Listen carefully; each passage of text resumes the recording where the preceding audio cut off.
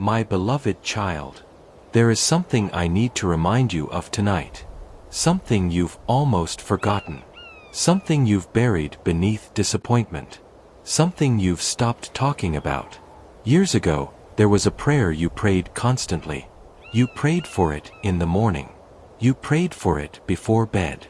You prayed for it when you were scared. You prayed for it when you felt hopeful. You prayed for it with tears in your eyes. You prayed for it with all your heart. And then, nothing happened.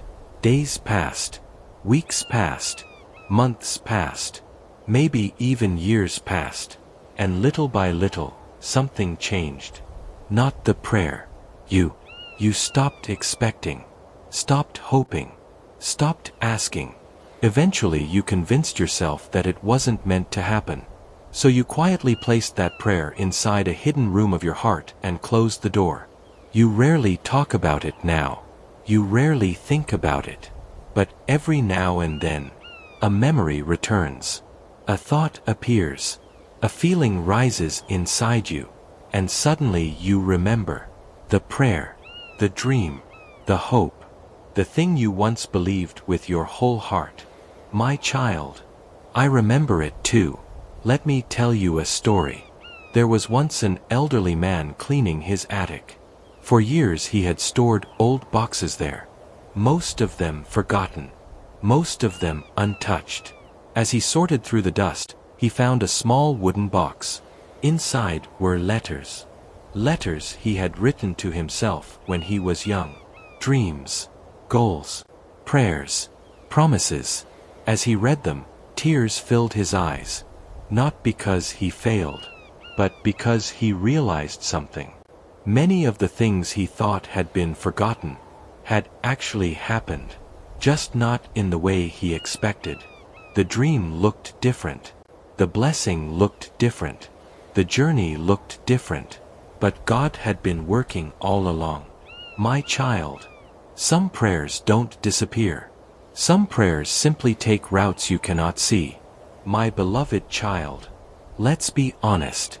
Part of the reason you stopped praying is because you were hurt. Not by people. Not by circumstances.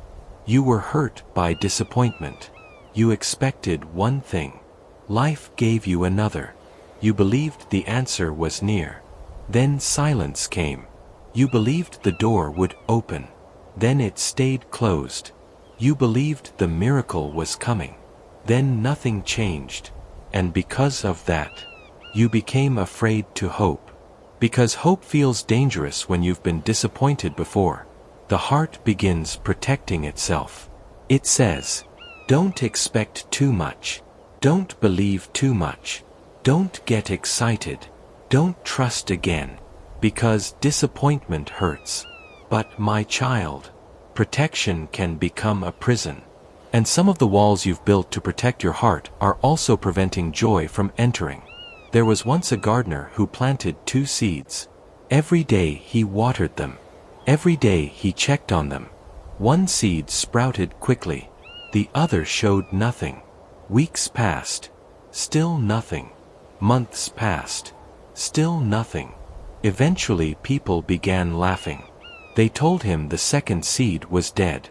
But the gardener kept watering it. Kept believing. Kept waiting. Then one day something incredible happened. The second seed finally broke through the ground. And when it grew, it became larger than the first. Why? Because while the first seed was growing upward, the second seed was growing deeper. Its roots were becoming stronger. Its foundation was becoming greater. My child, some prayers grow differently. Some answers take longer. Not because they're forgotten. Because they're being prepared. My child, there was a night when nobody saw your tears. Nobody knew what was happening. Nobody knew how broken you felt. Nobody knew how exhausted you were. Nobody knew how badly you needed an answer. You sat alone. Maybe in your room. Maybe in your car. Maybe on your bed.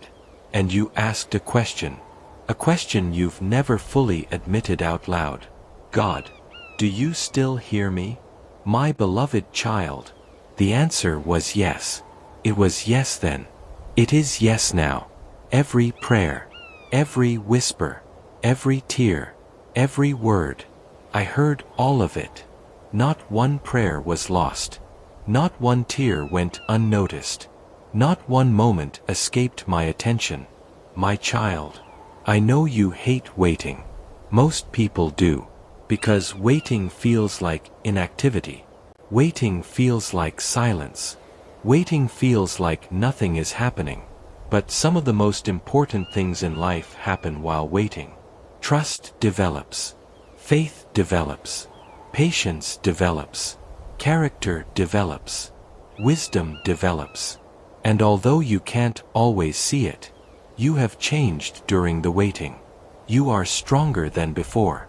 Wiser than before. More compassionate than before. More resilient than before.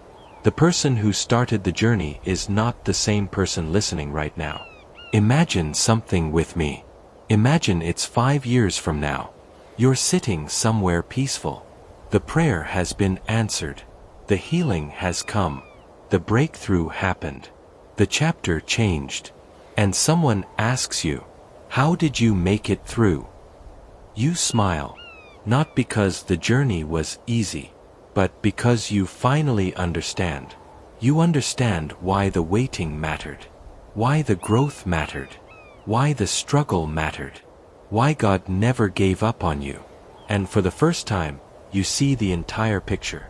Not just the painful pieces. The whole picture. And it is more beautiful than you imagined. My beloved child. That prayer you stopped asking for. I didn't forget it. That dream you buried. I didn't forget it. That hope you gave up on. I didn't forget it. That promise you stopped believing in. I didn't forget it. You may have stopped talking about it. But heaven didn't stop working. You may have stopped expecting. But heaven didn't stop preparing. You may have stopped looking. But heaven didn't stop moving. So don't confuse silence with absence. Don't confuse delay with denial. And don't confuse waiting with abandonment. Because even when you couldn't see me, I was still writing your story. And the chapter ahead may answer questions you've carried for years. Type, God remembers my prayer. Share this message with someone who feels like heaven has forgotten them. Subscribe for daily God-inspired messages of faith, healing, and hope. And remember, the prayer you stopped asking for may still be in God's hands.